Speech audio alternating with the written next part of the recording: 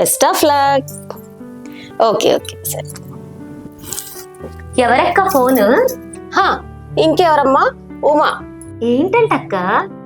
ఏముంది, తనేదో business start చేస్తుందట. సెంటిమెంట్ అంట నేను, అందుకని నాతో మాట్లాడాలని కాల్ చేసింది.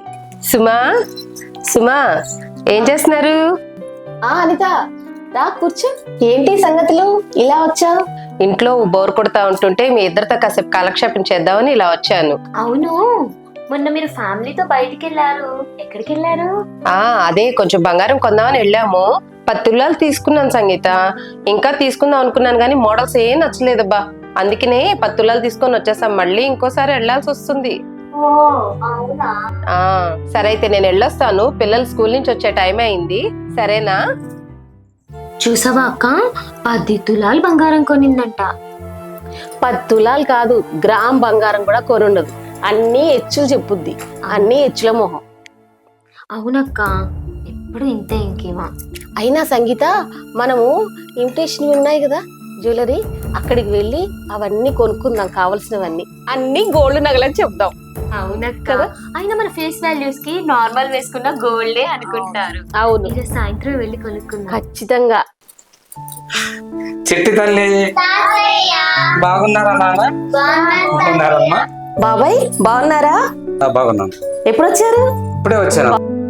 సంగీత, సంగీత రా, బాబాయ్ వచ్చారు. బాగున్నారా? బాగున్నానమ్మా.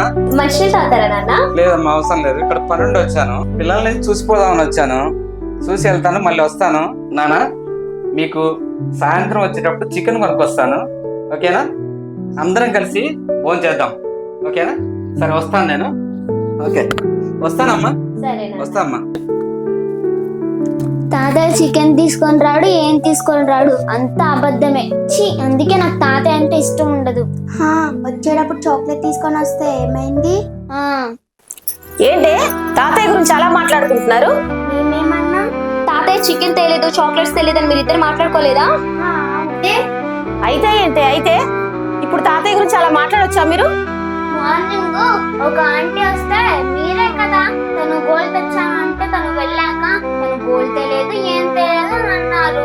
అందుకే మేము కూడా తాతయ్య చాక్లెట్స్ చికెన్ తెచ్చినా కూడా మేము కూడా తెలియదు అని అంటున్నాము. పిల్లల ముందు పెద్దవాళ్ళు ఎలా ప్రవర్తిస్తున్నారు అనేది చాలా ముఖ్యం. వాళ్ళ ప్రవర్తన బాలేదు అని బాధపడే ప్రతి తల్లిదండ్రులు గుర్తించాల్సిన విషయం. వాళ్ళు పెరిగిన వాతావరణం వాళ్ళని ఖచ్చితంగా ప్రభావితం చేస్తుంది.